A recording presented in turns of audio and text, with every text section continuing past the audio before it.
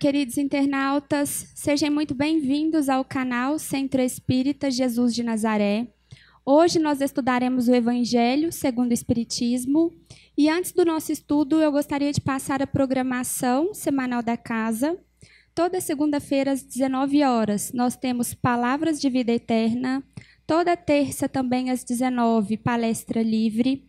Às quartas-feiras, às 19, o Evangelho segundo o Espiritismo. Após o estudo do Evangelho na quarta, às 20 horas, temos o estudo de perguntas e respostas. Toda sexta, às 19, Filosofia Espírita. Sábado, às 14 horas, estudo avançado da doutrina espírita. E no domingo, às 8h30, o estudo do livro No Mundo Maior. Hoje o capítulo que a gente vai estudar é o capítulo 13, que a vossa mão esquerda não saiba o que dá a vossa mão direita. No item 19, benefícios pagos com a ingratidão.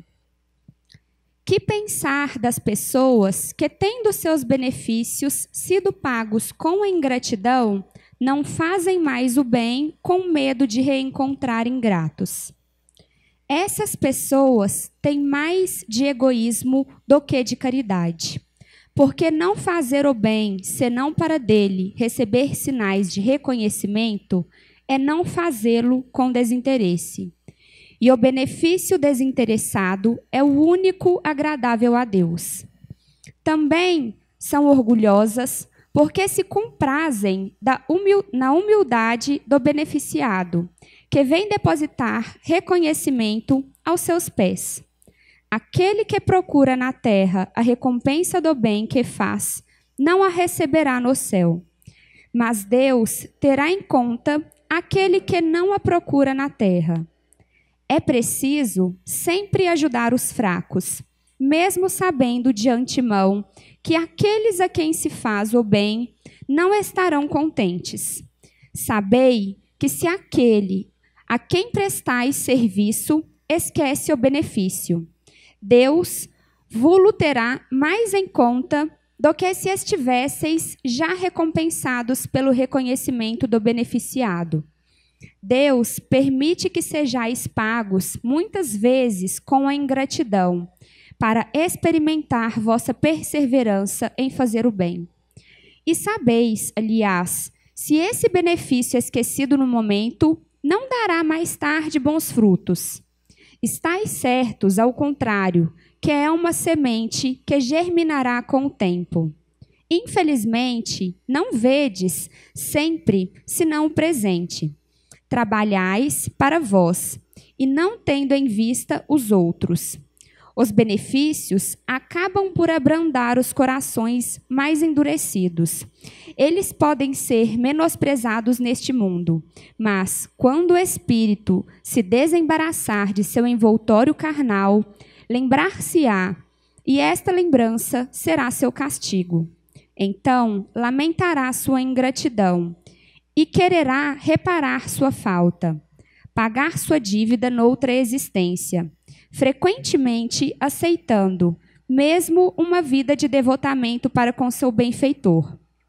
É assim que sem disso suspeitardes, tereis contribuído para seu adiantamento moral, e reconhecereis mais tarde toda a verdade desta máxima.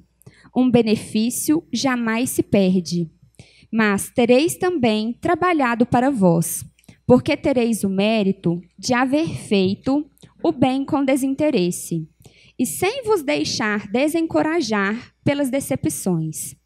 Ah, meus amigos, se conhecesseis todos os laços que na vida presente vos ligam a vossas existências anteriores, se pudesseis abarcar a multidão das relações que aproximam os seres um dos outros para o progresso mútuo, admiraríeis bem mais ainda a sabedoria e a bondade do Criador, que vos permite reviver para chegar até ele.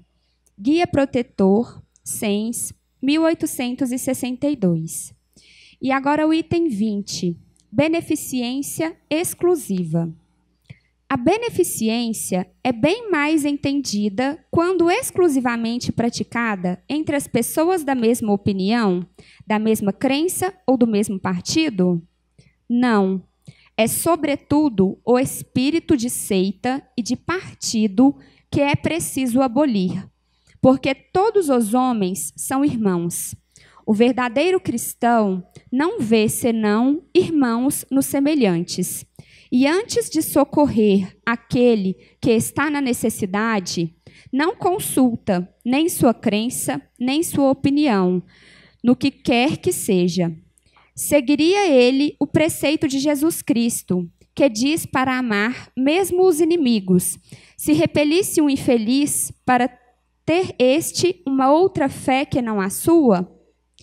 Que o socorro, pois, sem lhe pedir nenhuma conta de sua consciência. Porque, se é um inimigo da religião, é um meio de fazer com que a ame. Repelindo-a, faria que a odiasse. São Luís, Paris, 1860. E para nos auxiliar no estudo de hoje, nós contamos com a ajuda das nossas queridas amigas e facilitadoras, Shirley Milagre e Kelly Nascimento. Um ótimo estudo a todos. Boa noite a todos os queridos que estão aqui, aos nossos amigos internautas que nos assistem. É uma alegria muito grande, né, estarmos mais uma vez no estudo do Evangelho do Cristo. E hoje a palavra, né, está aqui com um guia protetor e com São Luís, né, escritos, essas duas mensagens escritas em 1860 e 1862. Olha que interessante. Há tantos anos atrás, né, escrita estas mensagens e tão atuais, né?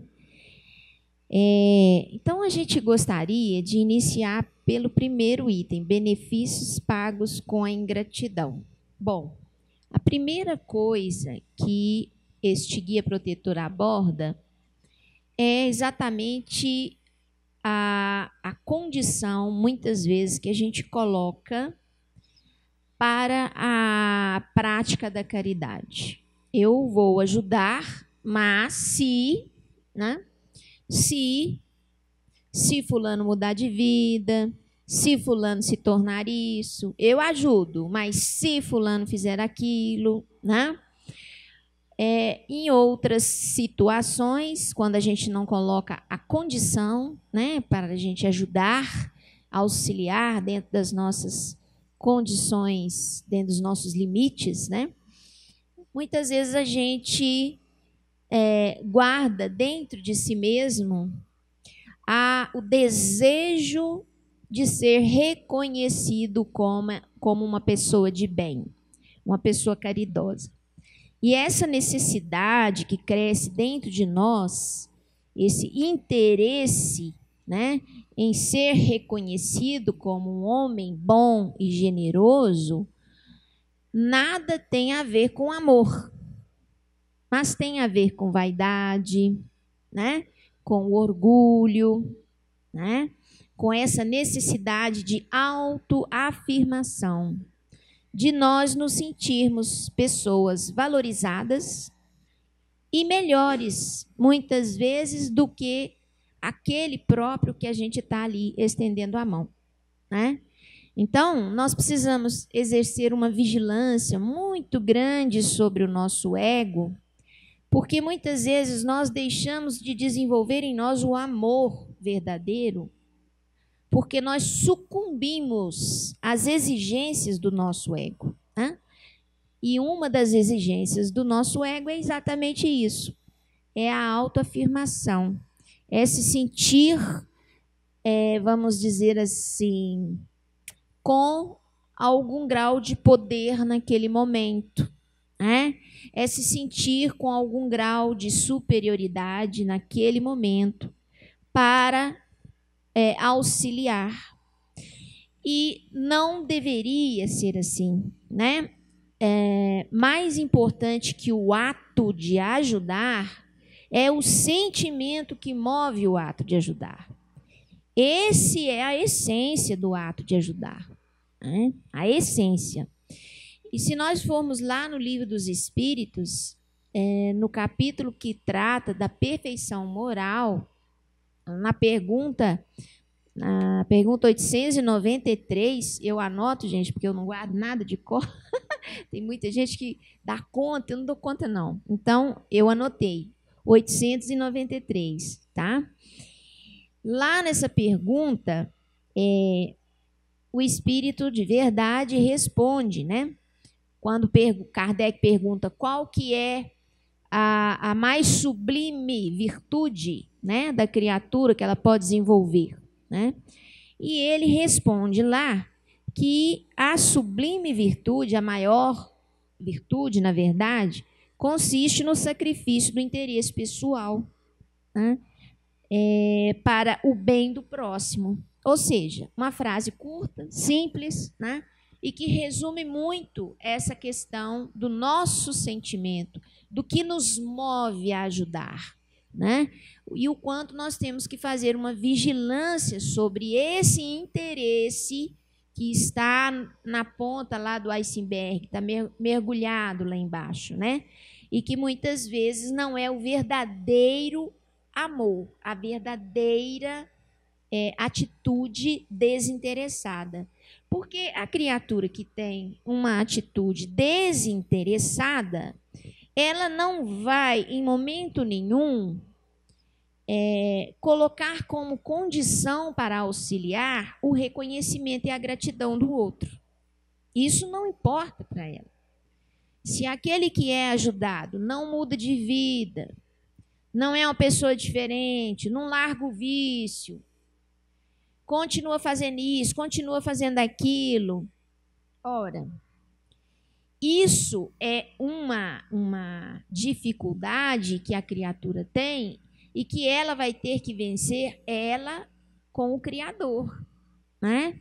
Nós não temos esse dom tão poderoso e nem Deus que o tem o faz de querer mudar as pessoas de fora para dentro, simplesmente com um gesto de generosidade ou com um gesto de solidariedade. Muitas vezes a gente fica acreditando, né, que nós vamos mudar completamente o outro na hora que nós temos aquela atitude e esperamos isso dele, né? Não é assim. Entretanto, aqui na leitura diz que toda criatura que não consegue perceber a sua generosidade, a sua solidariedade naquele momento, ela, em um dia, na sua estrada, ela vai conseguir perceber. Então, mesmo a criatura que nos parece insensível à nossa disposição de amá-la, vai chegar um momento que ela vai se tornar sensível, porque a vida, através dos desafios, que muitas vezes resultam em sofrimentos, vão tocar essa criatura, vão fazê-la se tornar sensível ao amor que o outro externa por ela, né? E esse momento chega e muitas vezes aquele ato que nós entendíamos como uma perda de tempo, né, infrutífero, vai soar como um gatilho para o coração daquela criatura e ela, muitas vezes, através do seu exemplo, ela vai se tocar e vai querer ser uma pessoa melhor. Então, nenhum gesto de amor é perdido no tempo e no espaço.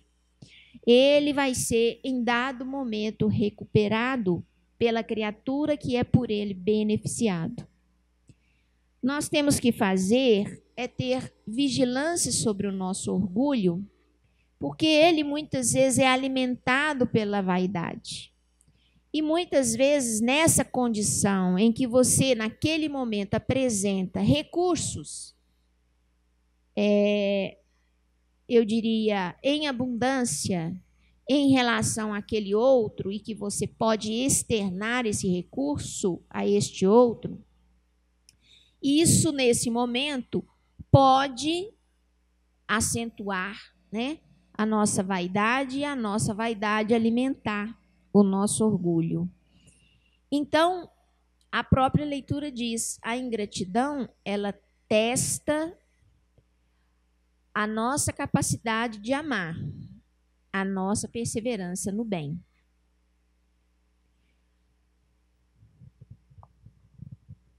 Uma boa noite a todos. Boa noite aos internautas também. É com grande satisfação que estamos aqui para mais um estudo, né? E como a Shirley introduziu muito bem essa questão da ingratidão, é uma coisa que é quase que nossa mesmo, né? Nosso instinto de esperar algo em troca, né? E essa leitura é muito bacana, porque ela é muito profunda em relação a isso. Porque penso eu que todos nós ainda temos esse sentimento dentro da gente, né? Não é que eu ainda peco por causa disso, porque eu ainda sinto isso. Mas é quase que inevitável, né, Shirley? A gente tem isso dentro da gente. Mas o que a gente tem que começar a fazer é prestar atenção nessa nossa consciência na hora dessa caridade, na hora desse querer ajudar alguém, né? E nós mesmos nos perguntarmos, eu estou querendo ajudar para exaltar o meu ego, né? A gente vê que várias pessoas fazem isso, é para isso mesmo. E o danadinho do ego, ele é muito latente na gente. Nós somos muito nós mesmos ainda, né? Olharmos só para o nosso umbigo e o outro, se eu estou bem, né? E as coisas não funcionam dessa forma, né? Agora, eu achei muito interessante aqui a questão dele também nos alertar da gente não se preocupar com o que o outro vai fazer com aquilo que você está fazendo para ele, né? Porque, na verdade, se a gente for prestar atenção, nós não temos mesmo que importar com o que o outro está fazendo ou com a maneira com que o outro está recebendo aquilo que você está ofertando. Porque, pensa, se nós estamos aqui num processo evolutivo, né, e a intenção, acredito que a intenção de cada um de nós que está aqui hoje é de evoluir, é de crescer, é de amadurecer, é de ficarmos mais tranquilos em relação às situações que a gente passa aqui nesse planeta, que é de provas e expiações, né? Então, a gente pensa, nosso objetivo é evolução. Tá. O meu objetivo é ser uma pessoa melhor. Tá. O outro, ele vai dar conta das coisas dele, por mais que seja próximo de nós, ele vai dar conta do que ele está fazendo através do que ele está passando, da bagagem que ele teve. E ele vai ser cobrado, não por Deus, como um julgamento, mas da sua própria consciência. Uma hora, aqui na leitura também fala, né, que chega uma hora que vai cair a ficha. E daí, não foi em vão o que você fez. Talvez aquilo que você fez naquele momento, para aquela pessoa, ela não conseguiu absorver e entender aquilo que você quis ofertar. Mas, uma hora, a ficha cai. Mas, nós temos que nos preocupar mais com o que nós estamos fazendo e não com aquele que está recebendo. Por quê? Nós vamos dar conta daquilo que nós estamos fazendo. E o outro também vai responder por aquilo que ele está fazendo no momento. Já fez, o que vai fazer, né? Então, às vezes a gente perde muito tempo nos preocupando com os atos de tal pessoa. Mas nós esquecemos que cada um está no nível de evolução diferente. Apesar de não ser tão diferente assim não, né, Shirley? Porque se fosse tão diferente, não estaria nem aqui, né? Mas nós temos, sim, níveis diferentes de evolução. E nós temos também desafios diferentes que a gente tem que passar para nos desenvolver aqui. E como somos únicos e somos indivíduos, que é cada um está passando por aqueles desafios que cabe a ele para desenvolver essa evolução. Então, talvez eu esteja bem numa questão X e que em outros pontos não, e vice-versa. Então, não faz sentido mais a gente achar que ajuda e tem que ser revertido para nós, apesar de que toda forma seja. Por quê? Vamos pensar. Se eu ajudo, a Shirley me pediu uma ajuda. Tá. Aí eu fui, ajudei e fiz, aconteci, mas a Shirley foi ingrata, né? Ela não teve aquele agradecimento que eu pensei que ela tivesse. Tá, daí tudo bem. Vamos supor, como a vida da gente é uma roda gigante, uma hora ela precisa, outra hora sou eu. E aí, na hora que eu precisei da Shirley, falei, ô Shirley, tô precisando de você, né? Para resolver tal coisa, me ajuda? De repente, naquele momento, ela não pôde. Ela falou, nossa, infelizmente, nesse momento, agora, eu não vou poder te ajudar. Por questões X, né, qualquer questão que fosse, aí ela não pôde me ajudar na hora. Ah, então isso é muito ingrato, né? O universo é muito ingrato comigo. Eu ajudei. Na hora que eu precisei da ajuda dela, ela não me ajudou. Só que a gente esquece que não é assim, não, né? Eu ajudei a Shirley, é ela que tem que me ajudar. Não é assim que a gente pensa? E não é assim. Eu ajudo ela aqui hoje, então, vamos imaginar assim numa questão mais material para a gente ter uma noção maior, para a gente entender. Então, eu ajudei a Shirley, eu estou com crédito com o universo. Eu a ajudei, estou com crédito. Mas daí, quando eu precisei, a Shirley não me ajudou. Poxa vida, quando ela precisou, estava lá. Que ingratidão é essa que agora ela não está? Só que a gente esquece que para o universo e para Deus não existe a lei da ação e reação, que é a lei da natureza também, não existe isso. Né? Você tem crédito, sim. Mas, de repente, não vai ser a Shirley que vai ter que me ajudar naquele momento. Mas as coisas começam a caminhar, o universo começa a conspirar a meu favor, porque eu tenho crédito. Para que outra pessoa chegue e me ajude. Só que eu sou tão mesquinha, eu sou tão orgulhosa, que eu nem vejo. Porque eu quero é a Shirley, eu ajudei foi ela. Tá vendo, gente? Como que a gente não percebe as coisas? Não existe eu ajudar e não ter adiantado, não.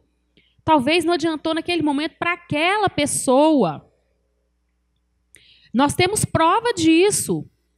Por exemplo, quando estava, né, na leitura, aqui no estudo, eu lembrei do Nosso Lar, que é o filme, tem o livro também, que é muito mais completo. Né? Acredito que muitos de vocês devem ter visto, devem ter lido e tudo. Tem um momento em que o André Luiz, enquanto estava encarnado, ele foi um médico, né, um médico muito importante e tal, e tem uma ocasião em que uma senhorinha precisa da consulta. Deve lembrar disso, né, Shirley?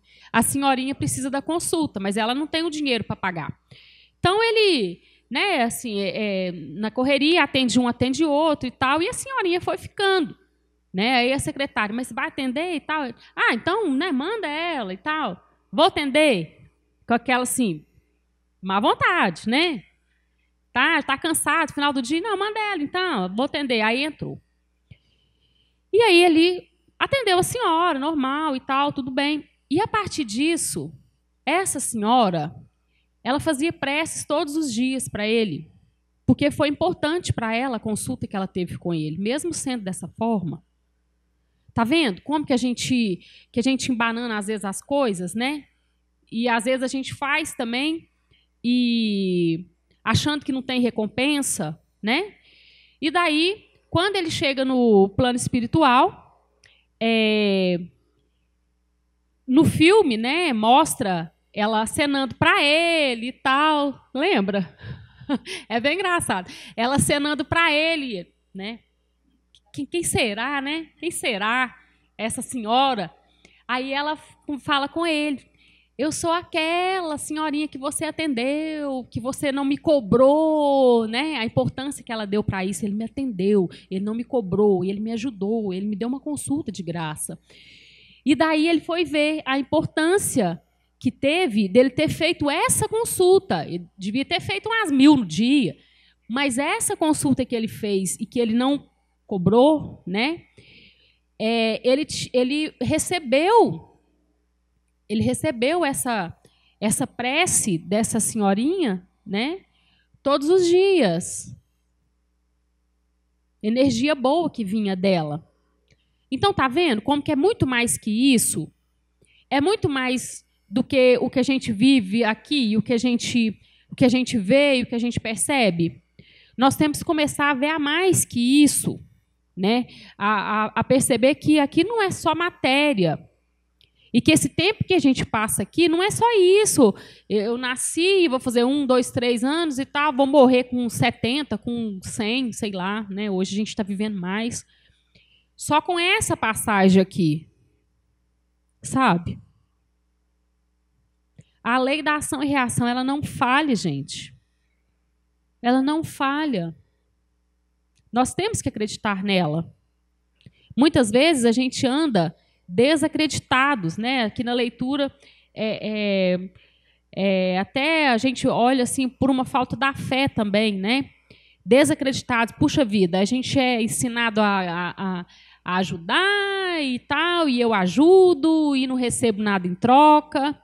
Vamos começar a pensar mais sobre isso antes da gente, nós, né, nos colocarmos como se fosse os bonzinhos, como a Shirley falou, e o outro é que não está sabendo agradecer o que a gente está fazendo. E quando a gente faz de coração, não interessa. É o momento em que você faz e pronto. Às vezes a gente faz isso até com filho. Vocês já perceberam situações? Nós, estando pais, e pai e mãe, né? Pais, pai e mãe, como tutores, como a gente cobra, né, Shirley? Você chega uma certa hora, por exemplo, a gente tem um certo tipo de frase assim que são até perigosas. Eu fiz tudo para você, eu deixei de viver minha vida para viver a sua, eu deixei de fazer as minhas coisas para te ajudar, eu deixei tudo por você, por te amar muito, e agora olha o que eu recebo em troca. Isso é tão perigoso, gente. Então você fez esperando que tivesse a troca. E essa troca, às vezes, ela é tão pesada, essa troca, às vezes, que a gente exige, que a gente pede, até dos nossos filhos mesmo, né, que são pessoas que a gente ama. Então, isso é muito complicado. A gente tem que começar a pensar de uma forma diferente e até mesmo nessa questão, né, que eu mencionei de filhos, até mesmo começar a desenvolver um desapego, né? O que eu faço e pronto, acabou. É porque eu acho que eu devo fazer dessa forma. Se você largou tudo em certa época para cuidar do seu filho que estava doente, que precisou, que, né, não interessa o porquê, foi porque você quis e foi porque você estava na posição de tutor. Então, você achou que você teria que fazer aquilo, né? Naquela época, você largou tudo, mas foi porque você quis. Ele não te obrigou a fazer, né? É claro que a gente, quando a gente, né, a gente é pai e mãe de verdade, a gente faz isso sim. Mas não numa cobrança. Foi o momento que precisou e você ajudou. E que seria o certo. Não é verdade? É interessante que aqui também na leitura se reporta aqui na beneficência exclusiva. Então, primeiro, ele aborda esse hábito que nós temos de colocar condições para a prática da caridade, né? Uma das condições é o reconhecimento, né? A outra condição, muitas vezes, ela envolve outras situações, como foi colocado aqui. Às vezes, não, eu ajudo se for da minha igreja, né? Se comungar o mesmo pensamento, né? Se for uma pessoa que é da minha linha de pensamento, se for uma pessoa que é da minha família mais próxima, né? Então, a gente vai colocando uma série de condições para essa prática da caridade. E aqui, encerrando, né, esse capítulo do que a vossa mão esquerda não saiba o que dá a vossa mão direita, São Luís vem tocar nessa ferida, né? Eu digo assim, que é um lado sensível nosso, porque a nossa tendência é praticar a solidariedade, a generosidade com pessoas que são do nosso círculo de convivência ou pessoas que nós conhecemos, né? Que nós nos solidarizamos com essas pessoas, né? E o que São Luís vem trazer para a gente é que nós devemos ampliar esse campo de ação da nossa solidariedade, da nossa generosidade. Ela deve ter um alcance maior e ela não deve estar condicionada, né? Nós não devemos colocar uma série de itens, se, eu ajudo se, né? A gente tem que aprender a disponibilizar o amor em ação, né? E parece algo muito teórico, muito filosófico, mas na medida que nós exercitamos essa disposição em servir, sem olhar a quem, nós vamos tomando isso por hábito na nossa vida. Nós incorporamos isso como modus vivendi, né? Modus operandi. É a maneira de viver a vida, tanto na matéria quanto fora dela. Ela se torna a nossa maneira de atuar no universo, né?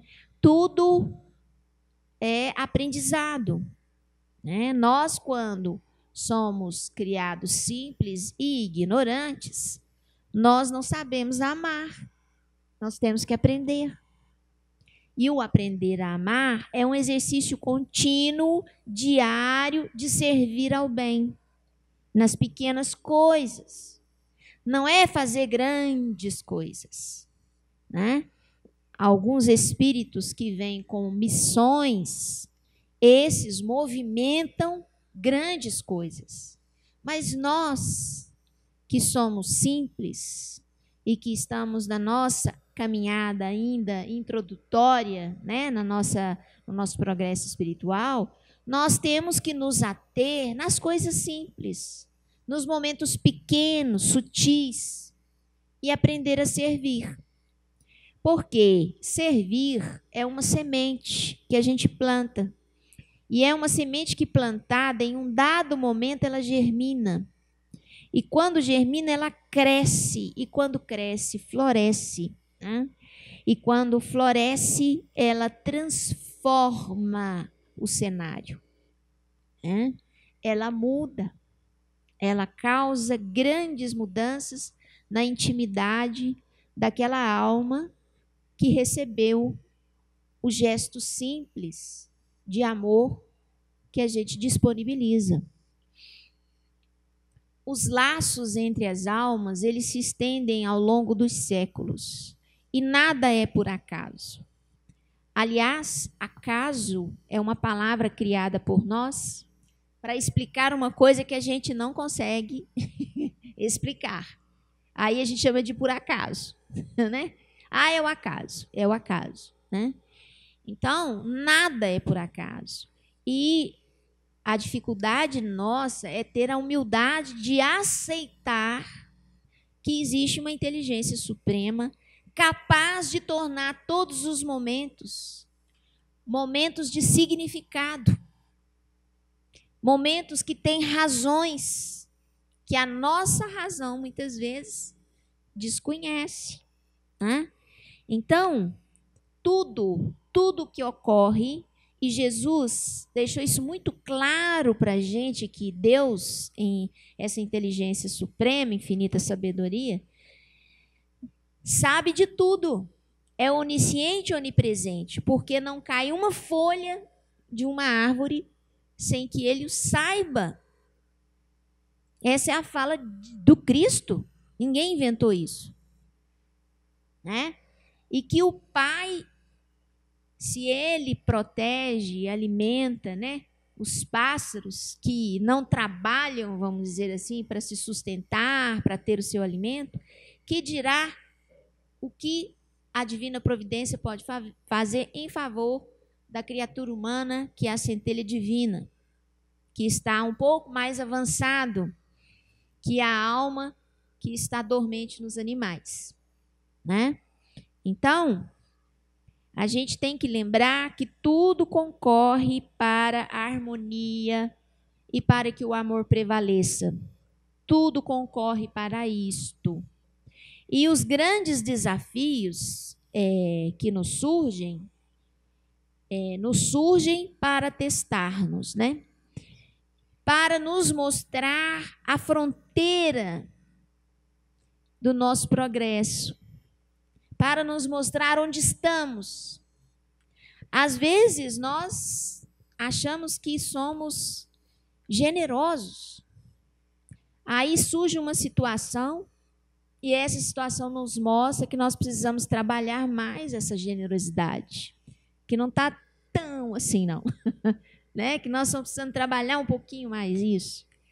Então nós temos que agradecer os desafios, agradecer a dor, não porque nós gostamos de sofrer, ninguém gosta, ninguém aqui é masoquista, né? Todo mundo quer ter alegria, quer ter bem-estar, né? Inclusive a Organização Mundial de Saúde fala que saúde, né, é um bem-estar físico, mental, emocional, quer dizer, abrange tudo do escopo que envolve a criatura humana, né? Não é só a biologia, né? E todos nós queremos ser saudáveis, ou seja, queremos ter esse bem-estar. É lógico, ninguém faz apologia ao sofrimento. Ninguém faz apologia ao sofrimento. Mas nós temos que acolher o sofrimento, porque o sofrimento existe pela nossa necessidade, porque nós somos teimosos em relação a muitas mudanças que nos são necessárias. E esses desafios, eles vêm para acender essa luzinha no nosso painel de alerta e dizer, olha, vamos arregaçar as mangas, vamos fazer reflexões profundas daquilo que permeia o seu mundo íntimo, daquilo que movimenta as suas emoções, para que você apure mais esses sentimentos e essas emoções fiquem mais próximas das emoções divinas, porque são elas que vão nos dar o conforto que nós buscamos. A prática do amor é o único caminho para a conquista da saúde verdadeira. Porque só através da prática do amor, do exercício do amor e da conquista dessa capacidade de externar o amor, é que nós vamos nos livrando da dor. Porque não precisa mais do sofrimento para nos dizer onde estamos. Porque nós nos autoconhecemos, nós estamos refletindo sobre nós mesmos, nós estamos intransigentes em melhorar, em progredir, né? Então, quando a gente chega nesse momento, o sofrimento perde o sentido. Porque se surge uma situação que me pede paciência e eu a tenho em abundância, não testou nada, porque eu a tenho.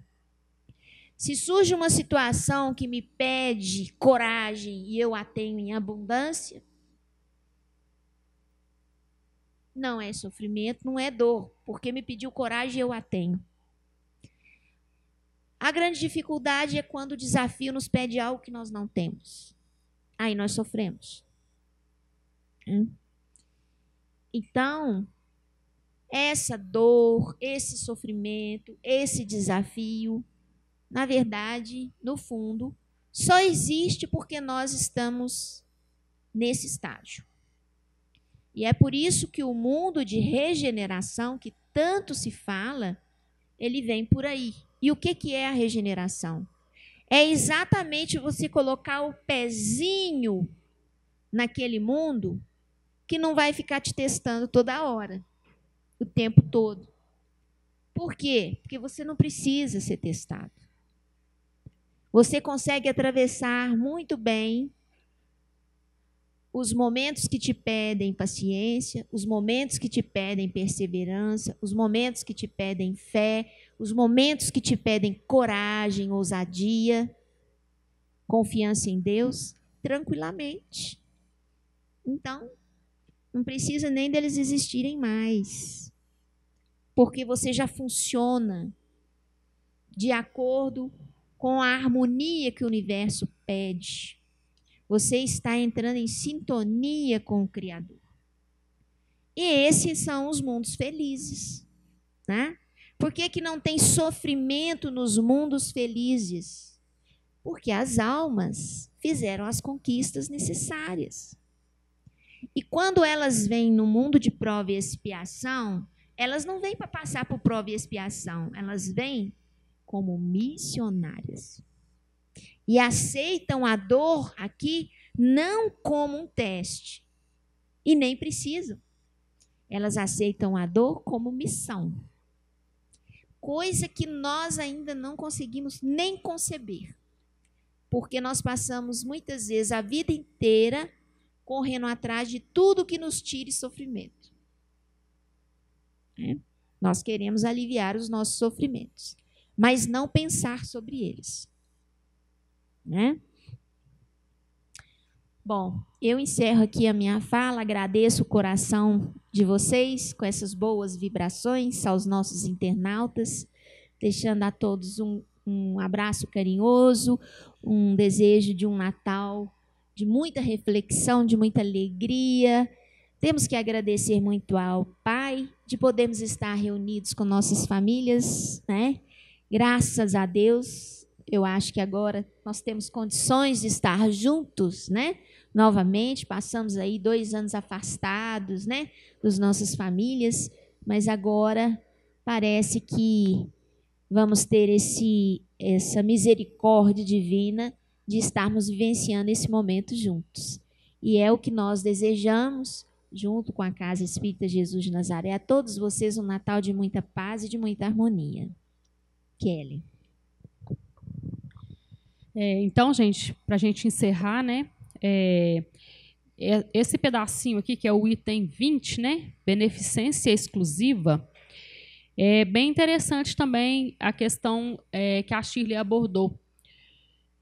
Nós, às vezes, nos dividimos, né, como não só na religião, às vezes em outros momentos também, até em questão até de futebol, nós nos dividimos, né? Fulano é de uma religião, você é de outra, fulano torce para um time, outro torce de outro. Então, eu vejo que quando a gente faz isso, né, e que a gente, às vezes é até automático, a gente acaba ficando mais fraco. Porque quando nós nos dividimos, é como se tal grupo não fizesse parte de você, porque não é da mesma religião, por exemplo, né? E nós esquecemos de olhar as pessoas como se fossem espíritos, que realmente somos. Nós somos espíritos. Quem inventou, por exemplo, religião, fomos nós. Não foi Deus que veio, Jesus que veio e falou, ó, nós vamos ter que evangélicos, nós vamos ter que católicos, naquele montinho ali nós vamos ter espíritas. Não fez nada disso não, gente. Essa divisão fomos nós mesmos que fizemos. Agora, ruim ou bom? Não sei, de repente cada um também está num nível, né, de entendimento, se sente melhor em tal religião, né, e tudo bem. Mas o problema é quando a gente começa a separar, né? Quando a gente começa a separar. E, principalmente, eu vejo assim, hoje, né, nós já passamos umas fases bem complicadas, mas hoje o espiritismo, as pessoas estão entendendo um pouco melhor. Mas, há pouco tempo atrás, nós falarmos que somos espíritas, né, Shirley, era um negócio assim, nossa, complicado, né? Então, nós temos que começar a nos unir para desejarmos uma humanidade melhor, uma sociedade melhor, e não fazer esse tipo de coisa, de separação. Nós temos esse costume da separação, grupinhos, né? Um grupo de cá, um grupo de lá, aquele negócio. E então a gente pensar nisso, né? Esse pedacinho aqui, quando eu comecei a ler, eu lembrei da Teresa de Calcutá. Uma vez fizeram umas perguntas para ela, como sempre faziam, né? Por causa do trabalho imenso que ela fez aqui na Terra, né? E aí perguntaram para ela como que ela conseguia, né, viver daquela forma, e como que ela era bondosa, né, como que ela era caridosa e tal, onde que ela tinha força, e como é que ela conseguia. E a resposta dela foi o seguinte, ela falou, para mim é natural, isso faz parte da minha vida. Então ela tinha desenvolvido tanto esse lado, né, humano, esse lado da caridade, esse lado de dar sem imaginar em receber nada, porque na verdade foi dessa forma que ela se dedicou a todos aqueles que precisavam, né? Então para ela era uma coisa natural. E ela é o maior, assim, na minha concepção, o maior exemplo aqui dessa passagem. Tudo que ela fez, né, na reencarnação que ela teve aí, tudo que ela fez foi, assim, sem pensar em volta alguma. Em volta alguma. Ela fazia, ela simplesmente fazia. Então, para ela, a vida dela era aquilo. Ela não sentia que ela estava fazendo caridade, que ela estava, nossa, né, super bondosa, espírito extremamente evoluído, como ela é, claro, né? Ela é. Mas ela ou ele, né, agora o espírito também não tem sexo, mas o espírito dela é. Mas ela não achava que fosse, para ela era natural. Então, vamos ter ela como o nosso espelho. Não que a gente vá fazer igual, né? Mas ter ela como nosso espelho. E isso, uma referência.